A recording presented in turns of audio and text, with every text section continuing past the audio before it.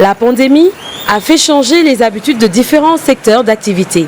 Les organisations non gouvernementales ne sont pas en reste. C'est le cas à Unda Energy où ce chargé de programme fait part de leur stratégie pour poursuivre leurs actions d'aide aux populations. Lorsque nous avions fermé les frontières, les bénéficiaires étaient confrontés à deux situations principales. Déjà, c'était l'approvisionnement en matières premières, donc pour faire fonctionner les unités de transformation.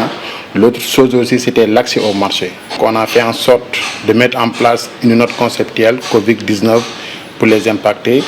Donc on a pu, pour les différents sites, au minimum les approvisionner en matières premières, minimum 4 tonnes de mil, de maïs, d'arachide aussi pour les permettre de travailler. Une autre organisation, mais toujours les mêmes défis. Continuer à dérouler les projets et programmes. À l'association Social Change Factory, Sobel et son équipe nous font part des épreuves qu'ils ont dû surmonter en cette période de pandémie.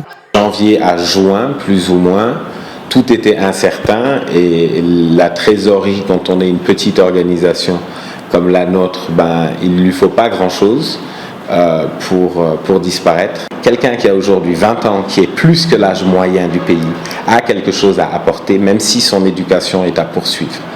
Les considérer et leur donner une part de ce qu'ils représentent en termes de force déjà de travail dans le pays. Ce sont les gens qui créent manuellement, je veux dire en tout cas, le plus de richesse. D'accord ? Et pourtant, ce sont des gens qui ont soit des positions très basses, soit des positions très précaires. Les organisations non gouvernementales et celles de la société civile n'existent que par rapport aux financements internationaux qu'elles reçoivent. Pour assurer leur survie face à la Covid-19, elles sont obligées de procéder à des réajustements de leurs programmes et budgets par rapport aux fonds disponibles.